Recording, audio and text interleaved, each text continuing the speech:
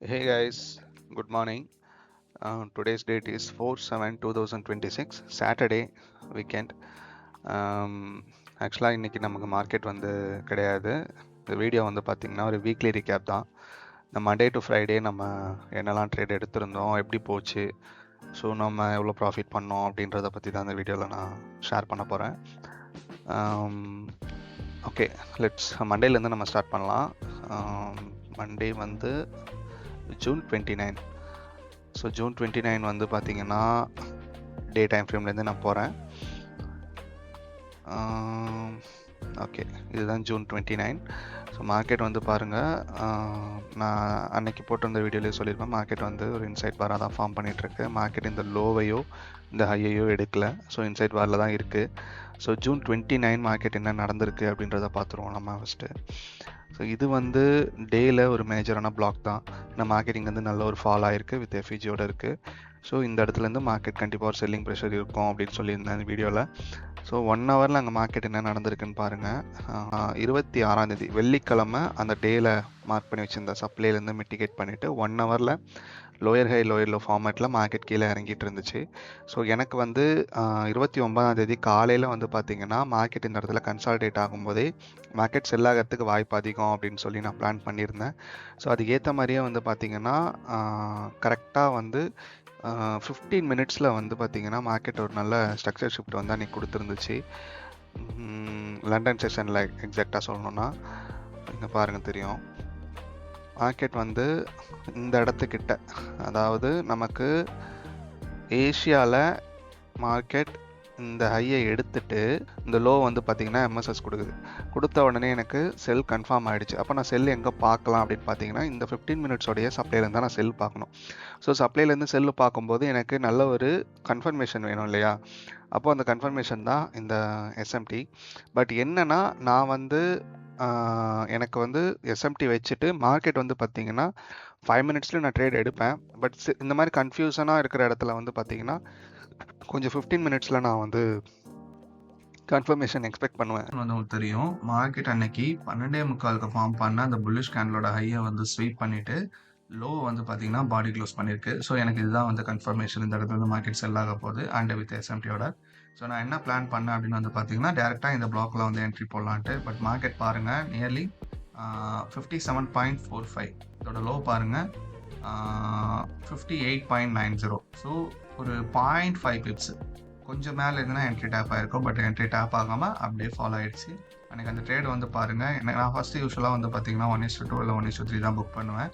But எனக்கு market அன்றைக்கி New York low வரைக்கும் பார்த்தீங்கனாலே 1:5 வரைக்கும் வந்திருக்கு. எனிவே நல்ல ட்ரேட் தான், பட் என்ட்ரி டேப் ஆகல. ஸோ இது வந்து நம்ம மண்டே பிளான் பண்ண ட்ரேடு. நெக்ஸ்ட்டு டியூஸ்டே என்ன நடந்திருக்குன்னு பார்ப்போம்.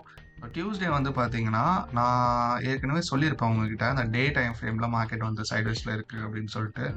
இதுதான் அந்த இடம். மார்க்கெட் வந்து கரெக்டாக சொல்லணும்னா இந்த கேண்டலுக்கு லோவில் மார்க்கெட் வந்து பாருங்கள் டியூஸ்டே ஸ்வீப் பண்ணியிருப்பான் கீழே. கரெக்டாக ஏஷியாவில் ஸ்வீப் பண்ணிவிட்டு மார்க்கெட் என்ன பண்ணியிருக்குன்னு பாருங்கள். 4 ஹவரில் நம்ம ஆக்சுவலாக இதெல்லாம் வந்து ஒரு செல் சைட் லிக்விடிட்டி அப்படின்னு பிளான் பண்ணியிருந்தோம், எடுக்கணும் மார்க்கெட் கண்டிப்பாக அப்படின்னு சொல்லிட்டு. இது மண்டே நடந்த செல்லு. அந்த செல் வந்து பாருங்கள் டியூஸ்டே மார்னிங் வந்து அந்த லோஸ் எல்லாத்தையும் ஸ்வீப் பண்ணிவிட்டு இந்த 4 ஹவர் வந்து அப்படியே ரிஜெக்ட் ஆகிடுச்சு. நான் இந்த இடத்துல உடனே என் மைண்ட் வந்து பார்த்தீங்கன்னா ஷிஃப்ட் ஆகிடுச்சு. என்னன்னா மார்க்கெட் செல் சைடு லிக்விடிட்டி எடுத்துருச்சு. நெக்ஸ்ட் என்ன பண்ணணும் அப்படின்னு வந்து பார்த்தீங்கன்னா பை சைடுக்கு வந்து மார்க்கெட் போகணும். அப்போ பை சைடில் இருக்கக்கூடிய லிக்விடிட்டிஸ் எல்லாமே வந்து இதுதான், மார்க்கெட் இதெல்லாம் போயிட்டு எடுக்கணும் அப்படின்னு சொல்லிட்டு நான் என்ன பண்ணேன், டியூஸ்டே வந்து பிளான் பண்ணேன். ஸோ டியூஸ்டே எனக்கு மார்னிங்கே வந்து மார்க்கெட் ட்ரேட் கொடுத்துச்சா அப்படின்னு கேட்டிங்கன்னா ஆக்சுவலாக இல்லை. ஏன்னா டியூஸ்டே வந்து மார்க்கெட் இது ஒரு ஸ்வீப் கேண்டல். அப்போது அட்லீஸ்ட் எனக்கு 1 ஹவர்லேயாவது ஒரு நல்ல ஒரு புல்லிஷ் கன்ஃபர்மேஷன் வேணும். அப்போ இந்த புல்லிஷ் கன்ஃபர்மேஷன் எனக்கு கிடைச்சதே வந்து பார்த்தீங்கன்னா 11:30 மணிக்கு தான். இந்த கேண்டல் 12:30 மணிக்கு முடியும் போது தான் எனக்கு புல்லிஷாக இருந்துச்சு. டேரெக்டாக போயிட்டு ஏஷியா ஹையை எடுத்துட்டான். நமக்கு இங்கேயே என்ட்ரி கிடச்சிருந்ததுன்னா ஃபஸ்ட்டு டார்கெட்டாக நம்ம இந்த ஏஷியாவோட ஹையை தான் நம்ம டார்கெட் பண்ணியிருப்போம். ஸோ அதுக்கப்புறம் ஃபர்தராக எப்படி போகுதுன்றதை பார்த்துக்கலாம். பட் அன்றைக்கி வந்து எனக்கு இந்த புல்லிஷ்க்கு அப்புறமா நான் எக்ஸ்பெக்ட் பண்ணது வந்து பார்த்தீங்கன்னா மார்க்கெட்டிங் லண்டனுக்கு அப்புறம் அப்படியே கன்சால்டேட் ஆக ஆரம்பிச்சோன்னா கீழே இப்படி வந்துட்டு அகைன் வந்து இந்த கேண்டில் ஆக்சுவலாக ஃபார்ம் பண்ணும்போதே நாங்கள் வந்து ஒரு நல்ல ஒரு செல் எதிர்பார்த்தோம். இது வந்து ஆக்சுவலாக வந்து ஒரு கவுண்டர் ட்ரெண்டு தான். எக்ஸ்பெக்ட் பண்ணது வந்து பார்த்தீங்கன்னா இந்த இடத்துக்கிட்ட மார்க்கெட் எனக்கு வந்து பார்த்தீங்கன்னா செல்லிங் கன்ஃபர்மேஷன் வந்து 5 மினிட்ஸில் கொடுத்துருந்துச்சு. இந்த கேண்டிலில் தான் நான் வந்து செல் பண்ணேன் ஆக்சுவலாக. இந்த செல் வந்து பார்த்தீங்கன்னா மார்க்கெட் எனக்கு லிட்ரலாக கீழே வர வேண்டியது.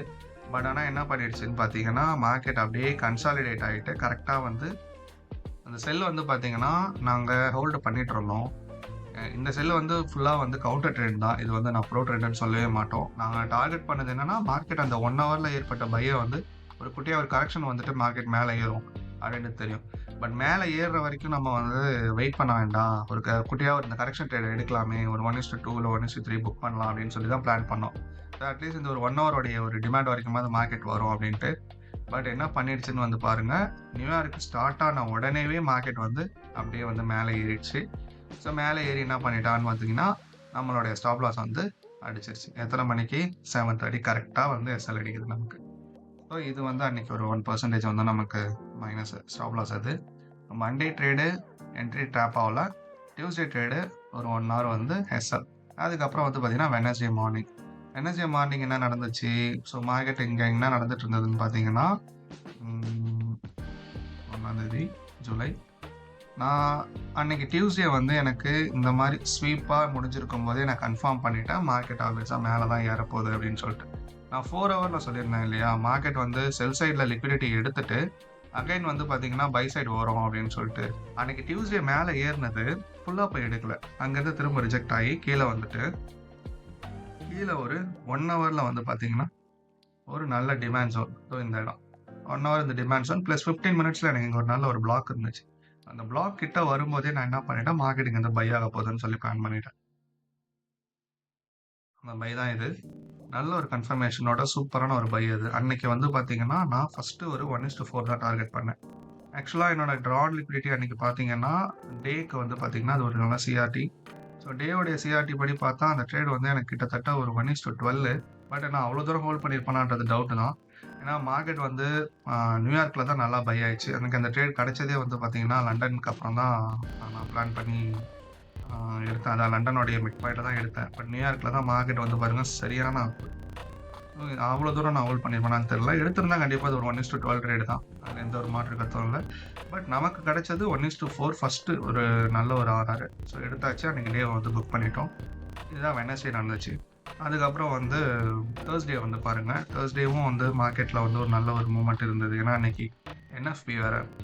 ஸோ ஈவினிங் வந்து பார்த்திங்கன்னா நல்ல ஒரு மூமெண்ட்டு. நாங்கள் எக்ஸ்பெக்ட் பண்ண மாதிரி மார்க்கெட் வந்து பாருங்கள் இந்த ஹையை போய் எடுத்துருச்சு. எடுத்ததுக்கப்புறமா மார்க்கெட் அகைன் ரிஜெக்ட் ஆக ஆரம்பித்தோன்னா நாங்கள் என்ன பிளான் பண்ணோம், சரி ஓகே மேபி வந்து அகைன் மார்க்கெட் வந்து ஒரு குட்டியாக ஒரு செல் வந்து கொடுப்பான், அந்த செல்லை வந்து எடுக்கலாம் அப்படின்னு சொல்லிட்டு தான் நாங்கள் வெயிட் பண்ணிகிட்டு இருந்தோம். ஏன்னா நம்ம ஆக்சுவலான ரூல் என்ன, நம்ம வந்து சப்ளையில் வந்து செல் பண்ணணும், ப்ரீமியமில் வந்து சப்ளையில் வந்து பார்த்திங்கன்னா செல் பண்ணுவோம், டிமாண்டில் வந்து பை பண்ணுவோம். ஸோ இதான் நம்மளுடைய ஆக்சுவல் ரூலு. பட் அன்னைக்கு மார்க்கெட் வந்து வியாழக்கிழமை என்எஃப்பின்றதுனால மார்க்கெட் ஒரு மாதிரி சைட்வைஸாகவே இருந்துட்டு இருந்தது. ஏன்னா கீழே உள்ள இம்பேலன்ஸ் விட்டுட்டு போயிருக்கான், மார்க்கெட் கண்டிப்பாக கீழே வருவான் அப்படின்னு சொல்லி பார்த்தோம்.